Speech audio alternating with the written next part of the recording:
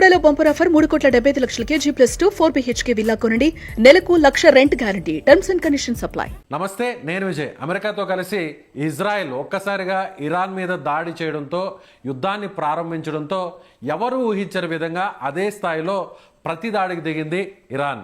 అమెరికాకు సంబంధించినటువంటి air bases మీద, ఆసియా ఖండంలో ఉన్నటువంటి అనేక దేశాల్లో, ఇస్లామిక్ కంట్రీస్లో ఉన్నటువంటి అమెరికన్ ఎయిర్ బేసెస్ మీద ఒక్కసారిగా అటాక్ చేసింది. ఈ అటాక్ చేయడంతో అమెరికా సైతం షాక్కు గురైంది. సో మామూలుగానే అమెరికా మీద ఏ దాడి జరగకుండానే అమెరికా మీద ఏమాత్రం దుస్సాహసానికి దిగాలనేటువంటి ప్రయత్నం చేసినా కూడా అమెరికా చాలా సీరియస్గా తీసుకుంటుంది. అలాంటిది అమెరికా మిలిటరీ ఫోర్సెస్ మీద, అమెరికా మిలిటరీ ఎయిర్ బేసెస్ మీద ఇరాన్ అటాక్ చేయడంతో రాబోయే రోజుల్లో యుద్ధం ఎలా మారబోతుంది, దీని గురించి డిస్కస్ చేద్దాం. అనలిస్ట్ గిరిధర్ గారు ఉన్నారు. గిరిధర్ గారు, సో ఇరాన్ చేసినటువంటి అటాక్ని ప్రపంచం ఊహించిందంటారా? అందరికీ తెలిసిన విషయమేనండి. దాడులు జరుగుతాయని చెప్పేసి చాలా కాలంగా చెప్తున్నారు. అన్ని షిప్పులు మోహరించింది అమెరికా అక్కడ. రేపు మాపో నేను కొడతానని చెప్పి బెదిరిస్తున్నాడు. అంతేకాదు మిడ్ ఎయిర్ రీఫ్యూలర్ ట్యాంకర్స్ అంటారు, మనకు ఆకాశంలో ఎగిరేటువంటి ఏరోప్లేన్స్ కి మళ్ళీ అక్కడ ఫ్యూల్ సప్లై చేసేటువంటి ఎయిర్ క్రాఫ్ట్స్ ఉంటాయి, అవన్నీ కూడా మోహరింపు చేశారు. చాలా స్ట్రాటజిక్ బాంబర్స్ వచ్చినాయి. గల్ఫ్ యుద్ధం తర్వాత అంత పెద్ద మోతాదున అక్కడికి ఇంత సైనిక సిబ్బందిని తీసుకురాలేదు ఎప్పుడు కూడా. కాబట్టి యుద్ధం జరుగుతుందని అందరికి తెలిసిన విషయమే. దీంట్లో ఏం ఆశ్చర్యం లేదు. డొనాల్డ్ ట్రంప్ పదే పదే చెప్తున్నాడు, వాళ్ళు మేము చెప్పిన షరతులు ఒప్పుకోకపోతే కానీ మేము వాళ్ళ మీద దాడి చేస్తాము, వాళ్ళని కొడతాము అని చెప్పి చాలా కాలంగా చెప్తున్నాడు. కాబట్టి దీంట్లో సర్ప్రైజ్ ఎవరికి లేదు. ఎవరు కూడా నేను ఆశ్చర్యపడిన విషయం అంటే, కానీ అమెరికా డిఫెన్స్ చేసుకోలేకపోయింది. అమెరికా తన ఫోర్సెస్ మీద, తన ఎయిర్ బేసెస్ మీద మిసైల్స్ వస్తుంటే, సో యాంటీ మిసైల్స్ సిస్టమ్ అక్కడ పనిచేయలేదంటారా? ఎయిర్ డిఫెన్స్ సిస్టమ్ పనిచేయలేదంటారా? అంటే ఇది చాలా మనం ఎక్స్ట్రీమ్ స్టాండ్స్ ఎప్పుడు తీసుకోకూడదండి. ఏదో ఒక బాంబు పడిపోయింది కాబట్టి వాళ్ళు ఫెయిల్ అయిపోయారు, వాళ్ళు మిసైల్స్ పని చేయలేదు, ఇటువంటివి ఎప్పుడు మనం చేయకూడదు. వాళ్ళ ఐరన్ డోమ్ అన్నది ఇజ్రాయెల్ కావచ్చు, అమెరికన్ యాంటీ మనకు మిసైల్ షీల్డ్ కావచ్చు, చాలా అద్భుతంగా పనిచేసింది. కానీ 100% ఎవరు ఆపలేరు. ఆ విషయంలో గుర్తుపెట్టుకోవాలి. వాళ్ళు నంబర్ గేమ్ ఆడుతోంది ఇరాన్. సపోజ్ 300 మిసైల్స్ పడితే కనుక మీరు ఓసారి 290 ఆపచ్చు, 10 పడవచ్చు. 10 పడినంత మాత్రాన్ని కంప్లీట్ గా ఫెయిల్ అయింది అని చెప్పడం చాలా తప్పది. మనం కూడా మన ఆపరేషన్ సింధూర్లో మనం చూసాము. మన స్ట్రాటజిక్ ఇన్స్టాలేషన్స్ లో వాళ్ళు ఏమీ చేయలేకపోయారు. మన ఎయిర్ బేస్లు కానీ, మన క్యాంటన్మెంట్స్ లో కానీ, మన మిసైల్ సైలోస్ కానీ వాళ్ళు టచ్ చేయలేకపోయారు. కానీ వాళ్ళ డ్రోన్స్ కొన్ని వచ్చి మన పట్టణాల్లో పడ్డాయి, జమ్మూ లాంటి ప్రాంతాల్లో పడ్డాయి. కొంత మనకు నష్టం జరిగింది. గురుద్వారాలో పడింది వాళ్ళ షెల్లు, మన ఒక వ్యక్తి చనిపోయారు. కాబట్టి మన డిఫెన్స్ సిస్టమ్ అంతా ఫెయిల్ అయింది అని అనకూడదు. అది అసలు అటువంటి. కానీ బెహరాన్లోనే అమెరికాకు కీలకంగా ఉన్నటువంటి నావల్ బేస్ మీదే స్ట్రైక్ చేయడం జరిగింది. నావల్ బేస్ మీదే సో ఇరాన్ మిసైల్ అటాక్ చేయడం జరిగింది. ఇది పెద్ద దెబ్బే అనుకోవచ్చా? తప్పకుండా పెద్ద దెబ్బ. బెహ్రెయిన్ లో ఉన్నటువంటి వాళ్ళ రెడార్ దెబ్బతిన్నాయి, ఖతార్ లో ఉన్నటువంటి రెడార్ దెబ్బతిన్నాయి, ఖతార్ లో ఉన్నటువంటి బేస్ కూడా తగిలింది. మీరు అసలు జాగ్రఫీ చూసారంటే కనుక ఇరాన్ నుంచి బహ్రెయిన్ కానీ, ఇరాన్ నుంచి మనకు ఖతార్ కానీ చాలా దగ్గర. అక్కడి నుంచి ఫైర్ చేస్తే 2-3 నిమిషాల్లో ఇటు వచ్చేయచ్చు. చాలా అక్కడ ఉన్నటువంటి చిన్న సముద్రం దాటితే కనుక ఈజీ వచ్చి కొట్టచ్చు. కాబట్టి అక్కడ డిఫెండ్ చేయడం చాలా కష్టం. అక్కడికి వాళ్ళు చాలా ఆపగలిగారు, కానీ అటాక్ జరిగింది. అదొక ఫెయిలియర్ కింద మనం భావించాలి. దానిని కంపేర్ చేసి మన ఆపరేషన్ సింధూర్లో మనం అటువంటివి ఒక్క మిసైల్ కూడా మన దేశంలో రాకుండా మనం ఆపగలిగాము. తప్పకుండా మనం మన ప్రోటోకాల్స్ వీటికి కంపేర్ చేసి చూస్తే కనుక మన ఆకాష్ తీర్ అన్నటువంటి మన ఏదైతే టెక్నాలజీ ఉన్నదో, integrated air command control system భారతదేశంలో ఉన్నది, వీటికంటే మెరుగుగా పనిచేసింది అని మనం తప్పకుండా ఇప్పుడు అర్థమవుతాం. కానీ అమెరికా యొక్క వాళ్ళ అంబుల పొదలో ఇటువంటి వీక్నెసెస్ ఉన్నాయి. దాన్ని ఇరాన్ ఎక్స్ప్లాయిట్ చేసుకోగలుగుతోంది. కొంత దెబ్బ తగిలింది, అమెరికాకు తగిలింది, ఇజ్రాయెల్ కూడా తగిలింది. గత సంవత్సరం జూన్ లో జరిగిన యుద్ధంలో కనీసం అంటే ఒక 1000 మంది పైబడి ఈ ఇజ్రాయెల్ చనిపోయి ఉండొచ్చు అని చెప్తున్నారు. ఎందుకంటే ఆ మిజైల్స్ పడ్డాయి వాళ్ళ మీద. కాబట్టి 100% ఆపేటువంటి పరిస్థితి లేదు. కానీ ఇరాన్ ఒక అమెరికన్ స్థావరాల మీద మాత్రమే దాడి చేస్తుంటే కానీ ఎవరు అబ్జెక్ట్ చేసి ఉండేవాళ్ళు. అలా కాకుండా బుర్జల్ ఖలీఫా మీద, మనకు పామ్ జుమేరా మీద, ఇటువంటి సివిలియన్స్ ఉన్నటువంటి ప్రాంతాల్లో వాళ్ళు అటాక్ చేయడం అన్నదే ఈ రోజు అక్కడ ఉన్నటువంటి వెస్ట్ ఏషియా దేశాలన్నీ కూడా జీర్ణించుకోలేకుండా ఉన్నాయి. దానివల్ల గతంలో అమెరికాకు వ్యతిరేకంగా అమెరికా మా స్థావరాలు వాడకూడదు అని చెప్పినటువంటి దేశాలు కూడా ఈ రోజు ఇరాన్ కు వ్యతిరేకంగా బరిలో దిగేటువంటి. గిరిధర్ గారు, ఇంకొక ముఖ్యమైన విషయం, సో ఎక్కడా కూడా అటు సౌదీ అరేబియా కానీ ఖతార్ కానీ దుబాయ్ కానీ సో మిగిలినటువంటి అరబ్ కంట్రీస్ అన్నీ కూడా కొన్ని ఇరాన్తో సఖ్యతగా ఉన్నాయి, కొన్ని కాస్తో కోస్తో ఇరాన్కు వ్యతిరేకంగా ఉన్నాయి. ఎక్కడా కూడా బహిరంగంగా వచ్చి ఏ దేశం కూడా ఇరాన్కు వ్యతిరేకంగా ఎక్కడా కూడా వ్యవహరించలేదు. కానీ నేరుగా ఇరాన్ అక్కడ ఉన్నటువంటి సామాన్య సివిలియన్కి సంబంధించినటువంటి బిల్డింగ్స్, హోటల్స్, అలాగే అబుదాబిలో ఉన్నటువంటి పామ్కు సంబంధించినటువంటి మెయిన్ హోటల్ మీద, టూరిస్ట్ ప్లేసెస్ మీద, వీటి మీద కూడా అటాక్ చేయడం జరిగింది. సో రాబోయే రోజుల్లో వీళ్ళు ఏమన్నా వ్యతిరేకంగా మారే అవకాశం ఉందంటారు అరబ్ కంట్రీస్ ఇరాన్కి? యుఏఈలో ఉంది, దాని మీద చాలా దాడులు జరిగినాయి. సో మనకు already Saudi Arabia notification issue చేసేసింది వాళ్ళ గవర్నమెంట్. మేము దీన్ని ఖండిస్తున్నాము. ఇరాన్కి వ్యతిరేకంగా, ఈ చర్యలకు వ్యతిరేకంగా ఏ చర్యలు ఎవరు చేసినా కానీ వాళ్ళని సమర్థిస్తాము అని వాళ్ళు ఆల్రెడీ నోటిఫికేషన్ జారీ చేశారు. మిగతా దేశాలందరూ సరే ఒక రోజు అయిపోయింది కదా చూద్దాం రేపు ఏమవుతుందని ఆగారు.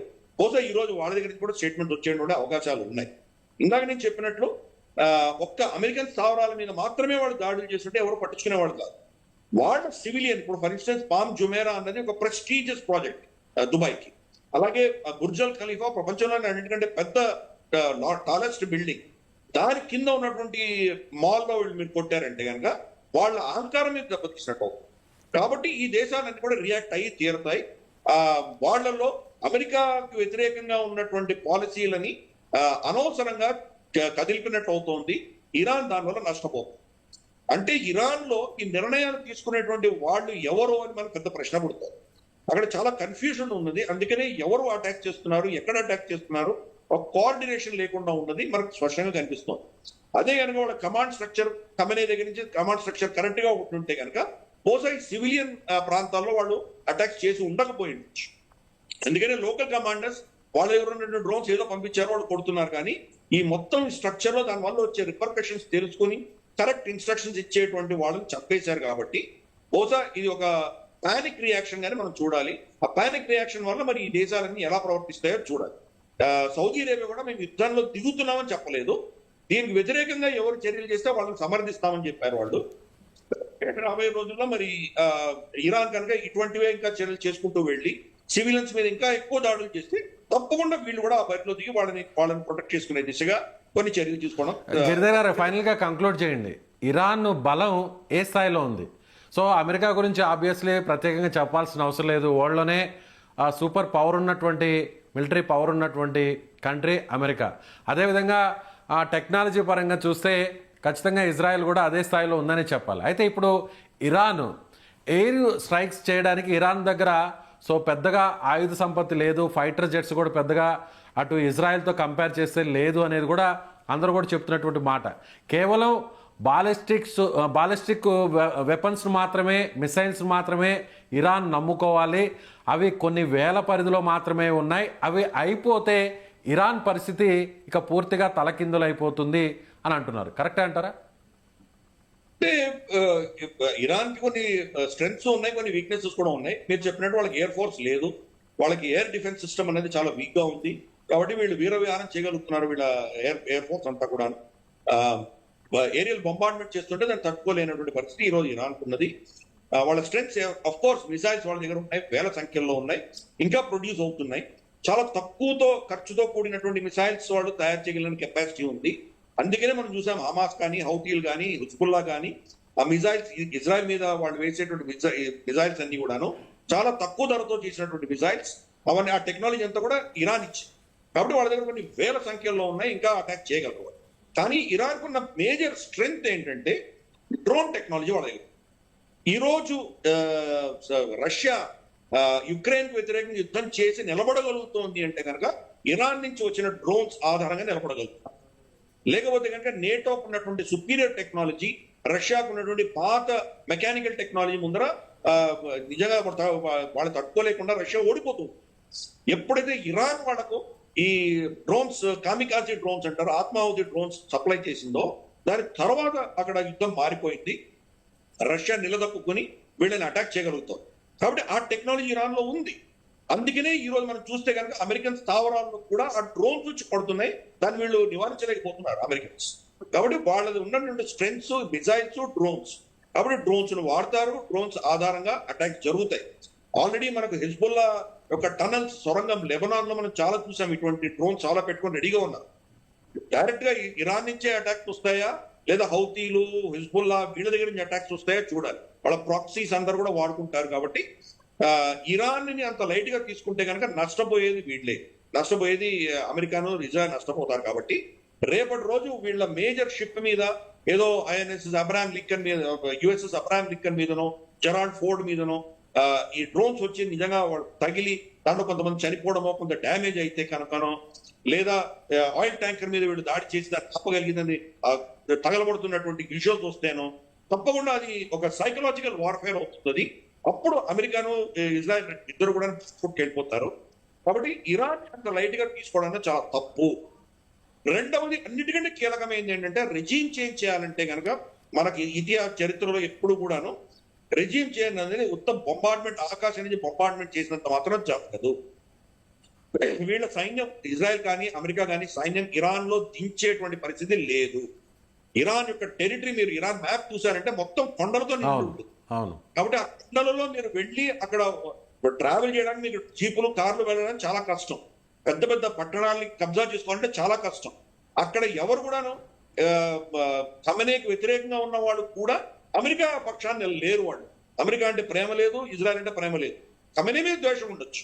కాబట్టి అటువంటి పరిస్థితుల్లో వీళ్ళు సైన్యాన్ని లోపలికి తీసుకువెళ్తే కనుక ఎంతో మంది అమెరికన్లు చనిపోయేటువంటి ప్రమాదం ఉన్నది. దానికి సిద్ధంగా ఉన్నారా? అసలు ఇన్ఫాక్ట్ అమెరికాలోనే కేసులు ఇప్పుడు నమోదు చేయబోతున్నారు. ఎందుకంటే ఈ యుద్ధం చేయడానికి కాంగ్రెస్ అప్రూవల్ ఉండాలి. డొనాల్డ్ ట్రంప్ కాంగ్రెస్ అప్రూవల్ లేకుండా ఎలా యుద్ధంలోకి వెళ్ళావు, ఎలా మన ట్యాక్స్ పేయర్ పైసల్ని యుద్ధంలో నువ్వు పణంగా పెట్టావు, ఈ ప్రశ్నలన్నీ పుడతాయి. కాబట్టి డొనాల్డ్ ట్రంప్ ఏదో 4 బాంబులు వేసేసి ఊరుకుంటాడు, కానీ నిజంగా అక్కడ వెళ్ళి యుద్ధం చేసి దీర్ఘకాలం యుద్ధం చేసేది ఓపిక లేదు, ఇంట్రెస్ట్ లేదు. అటువంటి పరిస్థితులలో ఇరాన్ లో రెజీమ్ చేంజ్ చేయడం అనేది చాలా కష్టం. రైట్ సార్, కంక్లూడ్ చేద్దాం.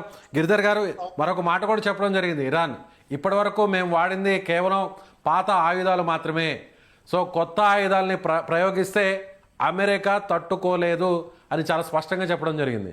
అలాగే ఖమేనీ కూడా చనిపోవడం జరిగింది. ఇప్పటికే దీనికి సంబంధించి అధికారికంగా కూడా ధృవీకరిస్తున్నారు. ఖమేనీని హతం చేసేంత వరకు ఈ యుద్ధం కొనసాగుతుందని అమెరికా చెప్పింది, కానీ ఎక్కడ కూడా యుద్ధం ఎక్కడ ఆగలేదు. సో ఖమేనీ స్థానంలో కూడా కొత్త వ్యక్తిని కూడా తీసుకోవడం జరిగింది సుప్రీంగా. ఫైనల్గా ఏం చెప్తారు, నెక్స్ట్ లెవెల్లో ఎలా ఉండబోతుంది? డొనాల్డ్ ట్రంప్ కి హెడ్ లైన్స్ కావాలి. హెడ్ లైన్ న్యూస్ వచ్చిన తర్వాత ఆయనకి దాని ఇంట్రెస్ట్ పోతుంది. వెనెజులా ఏమైందో మనం చూసాం. నికోలాస్ మడోరోని ఎత్తుకుపోయిన తర్వాత వెనెజులాని పట్టించుకునేది, వదిలేశాడు. అలాగే గ్రీన్లాండ్ కూడా ఒకసారి నేటో నుంచి వ్యతిరేకత రాగానే దాని గురించి మర్చిపోయాడు. అలాగే ఆయన పరిస్థితి ఏదైనా కానీ ఒక హెడ్ లైన్ వచ్చేసిన తర్వాత దాని నుంచి పట్టించుకోవడం. కాబట్టి ఇక్కడ కూడా ఇరాన్ లో ఒక 4-5 రోజులు ఉంటుంది, ఘర్షణ ఉంటుంది. తర్వాత నేను గెలిచానని చెప్పి అనౌన్స్ చేసేసుకుంటాడు, తానే అనౌన్స్ చేసుకొని వెళ్ళిపోతాడు. నుంచి ఏం జరగదు. కానీ నేను చంపాలనుకున్నాను, చంపేశాను, అయిపోయింది, నేను గెలిచిపోయాను అనుకుంటాను. కానీ అది అంత సులువైన విషయం కాదు. అవును, కరెక్ట్. ఇప్పుడు జరిగిన దాడులు, ఇప్పుడు జరిగిన అటాక్స్ వల్ల ఇరాన్ యొక్క శక్తి క్షీణించింది, కానీ ఇరాన్ రెజీమ్ చేంజ్ జరిగేటువంటి పరిస్థితి నాకు అనిపించట్లేదు. ఇరాన్ రెజీమ్ చేంజ్ చేయాలంటే కనుక వీళ్ళ సైన్యం దిగాలి.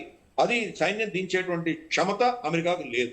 సరే, ఇరాన్ ప్రగల్భాలు పలకొచ్చు, మేము అమెరికాని అది చేస్తాం ఇది చేస్తాం అనొచ్చు, కానీ ఇరాన్ కి అమెరికాతో యుద్ధం చేసి గెలిచేంత శక్తి లేదు వాళ్ళు. కానీ అమెరికాకి నష్టాలు తీసుకొచ్చే శక్తి మాత్రం వాళ్ళ దగ్గర ఉన్నది. కొంత నష్టాలు రావచ్చు. అందుకనే డొనాల్డ్ ట్రంప్ కూడా ముందస్తుగానే చెప్పేశాడు, యుద్ధంలో కొంతమంది చనిపోవచ్చు, మన వాళ్ళు కూడా చనిపోవచ్చు, దానికి సిద్ధంగా ఉండాలి అని ముద్దరే చెప్పేస్తున్నాడు. అటువంటిది జరిగితే వాళ్ళ దేశంలో రియాక్షన్ ఏముంటుందో చూడాలి. ప్రస్తుతానికి ఓన్లీ బెదిరింపులు, ఒక విధమైనటువంటి అస్థిర వాతావరణం క్రియేట్ చేసి అక్కడ ట్రాఫిక్ అంతా హార్మోన్స్ మూయడానికి కోసం చేసినటువంటి దాడులే, కానీ రేపు నిజంగా అమెరికన్ షిప్పుల మీదనో, అమెరికన్ పర్సోనల్ మీదనో, లేదా ఆయిల్ ట్యాంకర్స్ మీదనో అటాక్లు అన్నట్టు మొదలయ్యాయంటే అప్పుడు పరిస్థితి వేరేగా వెళుతున్నది. ప్రపంచం అంతా కూడా అమెరికాని, ఇజ్రాయెల్ ని వారించే దిశగా అందరూ ఒత్తిడి తీసుకొస్తారు. ఎందుకంటే ప్రపంచ ఎకానమీ అంతా కూడా దెబ్బతింటుంది. కాబట్టి మీ యుద్ధాలు ఆపండి, ఇంకా చాలు, ఖమేనీ చనిపోయాడు, మీరు ఆపేయండి అని చెప్పి వాళ్ళ మీద ఒత్తిడి తీసుకొచ్చే ప్రయత్నాలు జరుగుతాయి. అప్పుడు చూద్దాం ఇది ఏ దిశగా వెళ్తుందో, ముఖ్యంగా ప్రవర్తిస్తాడో, లేదా కొంత విఘ్నతతోటి ఇక్కడ ఆపేసి తర్వాత చర్చల ద్వారా సమస్యకు పరిష్కారం తీసుకొస్తాడో వేచి చూడాలి. Right sir, thank you so much sir. So ఇది అనలిస్ట్ గిరిధర్ గారు చెప్తున్నట్టుగా ఖచ్చితంగా రాబోయే రోజుల్లో పరిస్థితులు ఏ విధంగా ఉంటాయో చూడాల్సినటువంటి అవసరం ఉంది. ముఖ్యంగా అమెరికా తీసుకునేటువంటి చర్యల మీదే ప్రపంచ ఆర్థిక వ్యవస్థ కూడా ఆధారపడి ఉంటుంది. ముఖ్యంగా ఖమేనీ హతం తర్వాత ఇప్పుడు ఇరాన్ చేసేటువంటి చర్యలు బట్టి సో ఆర్థిక వ్యవస్థలన్నీ కూడా ఆధారపడి ఉంటాయి. ముఖ్యంగా ఇరాన్ చేసేటువంటి ప్రతి దాడులు రాబోయే రోజులు ఎలా ఉంటుందో కూడా వేచి చూడాల్సినటువంటి పరిస్థితి ఉంది. సో మీరేమనుకుంటారు? ఖచ్చితంగా ఇరాన్, అమెరికాను, ఇజ్రాయెల్కు ధీటుగా జవాబు ఇచ్చేటువంటి పరిస్థితులు రాబోయే రోజులు ఉండబోతున్నాయా? ఎస్, మీ అభిప్రాయాన్ని కామెంట్ చేయండి. Thank you so much.